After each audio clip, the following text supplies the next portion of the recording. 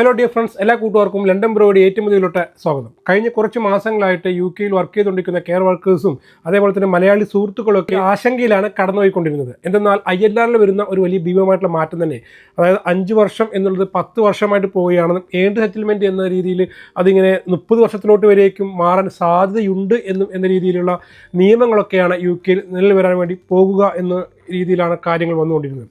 പ്രത്യേകിച്ച് UK പുതിയ home secretary ആയിട്ട് സ്ഥാനമേറ്റ ഷബാന മുഹമ്മദിൻ്റെ പുതിയ സമീപനങ്ങൾ വളരെ സ്ട്രിക്റ്റ് ആയിരുന്നു. അതുകൊണ്ട് തന്നെ ആശങ്കയിലുള്ള ദിനരാത്രങ്ങളിലാണ് കഴിഞ്ഞ കുറച്ച് മാസങ്ങളിലായിട്ട് UKയിലുള്ള പ്രവാസി സമൂഹം കടന്നുപോയിക്കൊണ്ടിരുന്നത്. ILRൽ വരുന്ന മാറ്റങ്ങൾ നമ്മളെ UKയിൽ വർക്ക് ചെയ്തുകൊണ്ടിരിക്കുന്ന മലയാളി സുഹൃത്തുക്കൾക്ക് അല്ലെങ്കിൽ പ്രവാസികൾക്കൊക്കെ സന്തോഷകരമായിട്ടുള്ള രീതിയിലുള്ള ഒരു അപ്ഡേറ്റിലോട്ടാണ് പോയിക്കൊണ്ടിരിക്കുന്നുള്ളതാണ്. അപ്പോൾ എന്തായാലും ഇന്നത്തെ വീഡിയോയിൽ വിശദമായിട്ട് ഇതിനെക്കുറിച്ച് പറയുന്നുണ്ട്. അപ്പോൾ നമുക്ക് വീഡിയോട്ട് കിടക്കാം.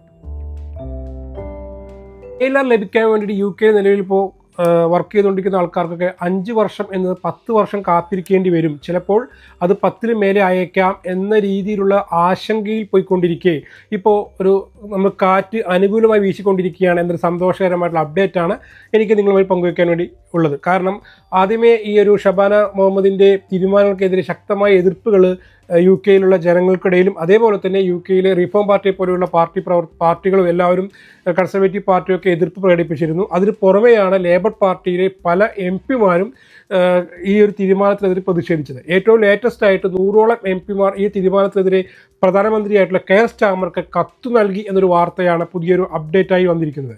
അപ്പോൾ അതിനർത്ഥം ഷബാന മുഹമ്മദിൻ്റെ തീരുമാനങ്ങൾക്കെതിരെ പാർട്ടിക്ക് ഉള്ളിൽ തന്നെ ശക്തമായ രീതിയിലുള്ള എതിർപ്പുകൾ ഉണ്ട് എന്ന് തന്നെയാണ്. അതേപോലെ തന്നെ ഡെപ്യൂട്ടി PM ആയിരുന്ന ആഞ്ചല റൈനറുടെ ശക്തമായിട്ടുള്ള എതിർപ്പും ഇതിനിപ്പോൾ പുറത്തു വന്നിരിക്കുകയാണ്. ആഞ്ചല റൈനർ വളരെ ശക്തമായി തന്നെ ഈ ഒരു ILR 5-ൽ നിന്ന് 10 വർഷമാക്കുന്നതിനെതിരെ പ്രതിഷേധിച്ചിരിക്കുകയാണ്. ഷബാന മുഹമ്മദിൻ്റെ ഈ പരിഷ്കാരങ്ങൾ അൺബ്രിട്ടീഷ് ആണെന്നും ഇത് വിശ്വാസവഞ്ചനയാണെന്നും അവർ പറയുകയുണ്ടായി. അതായത് UKയിൽ ജോലി ചെയ്യാം, 5 വർഷം ജോലി ചെയ്ത് കഴിഞ്ഞാൽ ILR ലഭിക്കും എന്ന് വിചാരിച്ച് UKയിൽ വന്ന ആൾക്കാർക്ക് പെട്ടെന്ന് ഇല്ല, ഇത് കാലം മാറും, ഇല്ലെങ്കിൽ 10 വർഷമാവണം എന്ന രീതിയിൽ നിയമം മാറുമ്പോൾ അത് അവർക്കൊരു വിശ്വാസവഞ്ചനയാണ്, ഇതൊരു ബ്രിട്ടീഷ് രീതിയല്ല എന്നാണ് റൈനർ പറഞ്ഞത്. പ്രത്യേകിച്ച് കെയർ ഹോമിലൊക്കെ കെയർ സെക്ടറിൽ വർക്ക് ചെയ്യുന്ന ആൾക്കാർക്ക് ഇതൊരു ദ്രോഹമാണ്.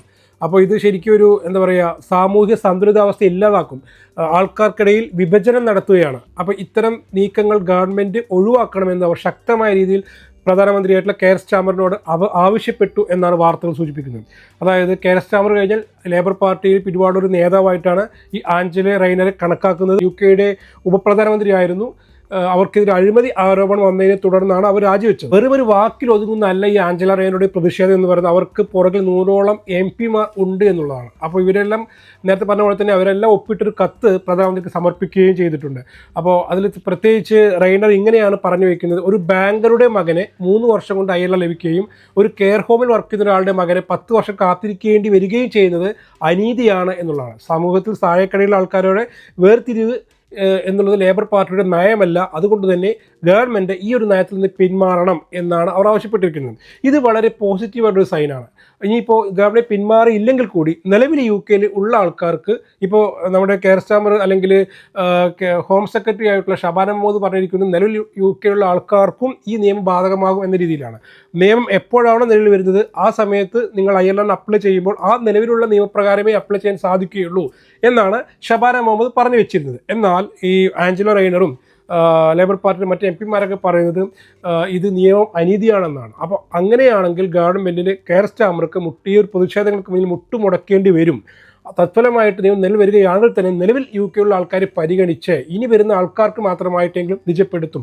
അതുകൊണ്ട് തന്നെ നിലവിൽ ഇപ്പോൾ UKയിലുള്ള മലയാളി സുഹൃത്തുക്കൾക്ക് സന്തോഷകരമായിട്ടുള്ള ഒരു അപ്ഡേറ്റ് തന്നെയാണ്. സ്വന്തം പാർട്ടിക്കുള്ളിൽ തന്നെയുള്ള ഈ സമ്മർദ്ദം മൂലം കെയർ സ്റ്റാമർ തീർച്ചയായിട്ടും ഈ ഒരു നിയമം പ്രാവർത്തികമാക്കുക എന്നുള്ളത് നിർത്തലാക്കാനാണ് സാധ്യത എന്നുള്ളത് തന്നെയാണ് നിയമവിദഗ്ധർ ചൂണ്ടിക്കാണിക്കുന്നത്. നമ്മുടെ ആളുകൾക്ക് സന്തോഷകരമായേക്കാവുന്ന, ആശ്വാസകരമായേക്കാവുന്ന 3 കാര്യങ്ങളാണ് ഇപ്പോൾ സംഭവിക്കുന്നത്. ഒന്നാമത്തത് റെട്രോസ്പെക്റ്റീവ് മാറ്റം ഒഴിവാക്കൽ. അത് നിലവിൽ UKയിൽ ഉള്ള ആൾക്കാർ ഇതിനെ ബാധിക്കാതിരിക്കാൻ വേണ്ടിയിട്ടുള്ള ഗവൺമെൻറ് അതിനുള്ള നടപടി എടുക്കുമെന്നുള്ള പ്രതീക്ഷ. രണ്ടാമത് കെയർ സെക്ടറിന് മുൻഗണന. അതായത് ഈ ഒരു നിയമം നിലവിൽ വരുന്നതിന് മുൻപ് കെയർ സെക്ടറിനെ ഇത് എങ്ങനെ ബാധിക്കുമെന്ന് പഠിക്കാൻ വേണ്ടിയിട്ട് പ്രധാനമന്ത്രി കെയർ സ്റ്റാമർ ഉത്തരവിട്ടു എന്നുള്ളതാണ് മനസ്സിലാക്കാൻ വേണ്ടി സാധിക്കുന്നത്. അതിനർത്ഥം എന്താണ്? ഈ കെയർ ഹോമിലുള്ള ആൾക്കാരെ, കെയർ വർക്കേഴ്സിനെ പരിഗണിക്കുന്നു.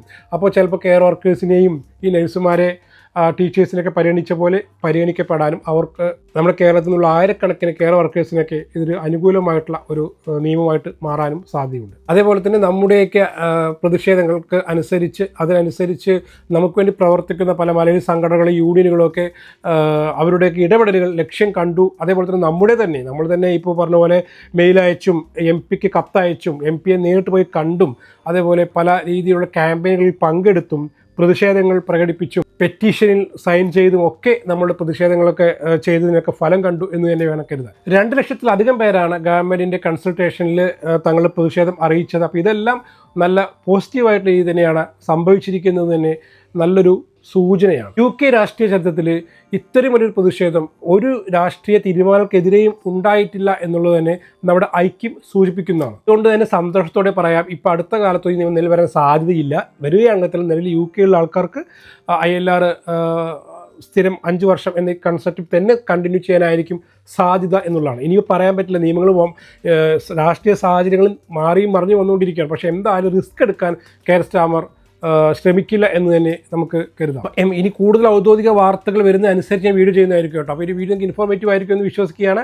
അപ്പോൾ എന്തായാലും തൽക്കാലം നമുക്ക് നമ്മുടെ തലയിലുള്ള ഇടുത്തി പോലെ മുന്നിൽ വന്നിരിക്കുന്ന കത്തി ഒന്ന് മാറ്റിവെക്കാം. ILR 5 വർഷം എന്നുള്ളത് തന്നെ കണ്ടിന്യൂ ചെയ്യും എന്ന് പ്രതീക്ഷിക്കാം. അപ്പോൾ ഇതേപോലെ ഏറ്റവും ലേറ്റസ്റ്റ് അപ്ഡേറ്റ്സിന് വേണ്ടി നമ്മുടെ ചാനൽ ഒന്ന് സബ്സ്ക്രൈബ് ചെയ്യുക, അതേപോലെ തന്നെ സപ്പോർട്ട് ചെയ്യുക. മറ്റൊരു വീഡിയോ ആയിട്ട് ഉടനെ വരാം. അതുവരെയും bye, see you, thank U.